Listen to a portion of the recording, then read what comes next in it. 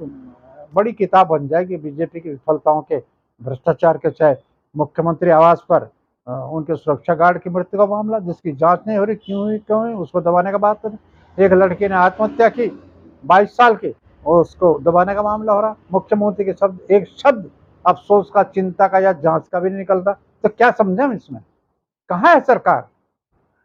जैसे अभी आपने कहा कि कांग्रेस के पास सारे मुद्दे लिपिबद्ध हैं, इनमें से प्रमुख किस मुद्दे को वो अपने घोषणा पत्र में शामिल करके पार्षदीय चुनाव या निकायों के चुनाव और संसदीय चुनाव में मैदान में उतरेगी? मुद्दे तो बड़े बड़े हमारे पास, जैसे मैंने कहा, बेरोजगारी का है, महंगाई का है, भर्तियों का है, भू माफियाओं के निगम की जमीनें हो चाहे बाहरी जमीनें हो, कब्जा करके बनाए जा रहे बड़े बड़े नेता अधिकारी उसमें इन्वॉल्व हैं। सरकार मौन है। माफियाओं का सिलसिला, अभी रायपुर का एक किस्सा सुनील कुमार का है जिस पर उसने कहा कि ये माफिया मेरी जमीन लेने को कहा था, इस जमीन देने को कहा था, मेरे पैसे हड़प ले 10.5 लाख रुपए।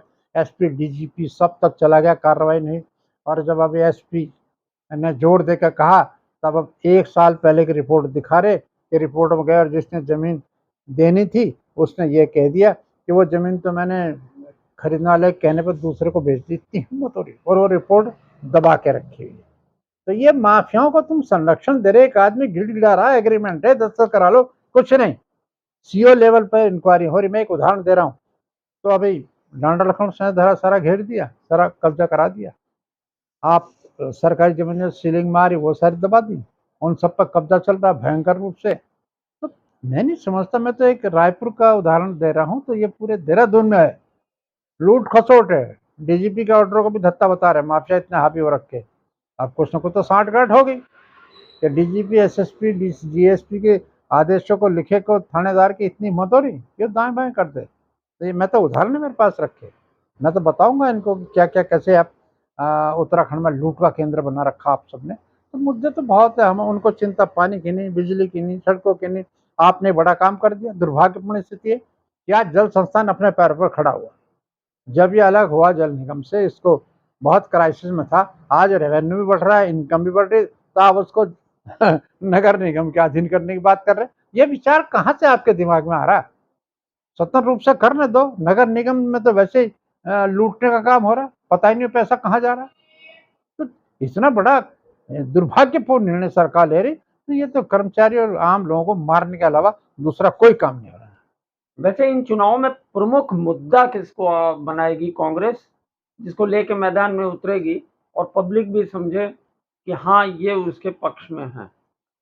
ये नगर निगम में, तो नगर निगम का हालत हमारे यहाँ पता है क्या दुर्दशा हो रखी। स्मार्ट सिटी शब्द भी अपमानित हो रहा है।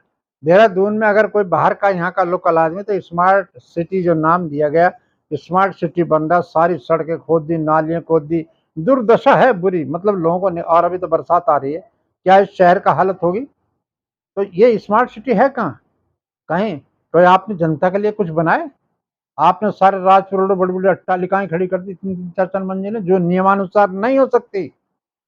आपने सहधारा से पहले नागल में 125 फ्लैट की बिल्डिंग बना दी, बड़े बड़े माफियाओं के नेता का इन्वॉल्व, जो नहीं बन सकती। आपने पहाड़ का सौंदर्य ढक दिया उस बिल्डिंग से। तो एमडीडीए लूटमार कर रहा, नगर निगम लूटमार कर रहा। कोई दिखाई तो दे रहा है। तो कांग्रेस के टाइम के पुश्ते बिजली पानी की व्यवस्थाएं उन्होंने जोड़ा नहीं उसमें, लेकिन ये पैसा कहाँ जा रहा निगम का, लूटमार हो रही, सफाई कोई व्यवस्था नहीं हो रही। तो ऐसे ही सरकार के निर्णय हैं। कर्मचारियों के लिए क्या निर्णय लिए, रोजगार के लिए क्या लिए, भर्तियों के प्रकरण में क्या कर रहे, महंगाई क्या कर रहे, पलायन पे आप क्यों नहीं बोल रहे, स्वास्थ्य की हंसाई चरबर आ रही।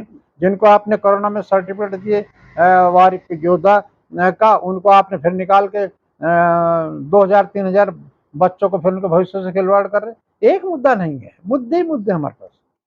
मुद्दे तो हैं, इनमें भी फिलहाल प्रमुख मुद्दा कौन सा होगा जो अहम हो, जिससे जनता भी प्रभावित हो और बीजेपी से विमुख होकर के कांग्रेस को वोट दे? भाई महंगाई का मुद्दा हो गया, आम जनता प्रभावित हो रही है। हमारे नौकरियां नहीं लग रही, बच्चों के भर्तियां नहीं हो रहे, उससे नौजवान धक्के खा रहा सड़कों पर, वो नहीं हो रहा। आप लोग जो भर्ती प्रकरण की थी जांच करके दोषी को सजा, अंकिता भंडारी को नहीं मिल रही। दूसरी भर्ती प्रकरण जितने हो उनमें सजा किसको, बीच के दलालों को आप करें, लेकिन जो पैसा इकट्ठा करने वाले बड़े नेता या ब्यूरोक्रेट्स हैं वहां तक हाथ क्यों नहीं डाल रहे? ये मुद्दा कोई छोटा मुद्दा नहीं है।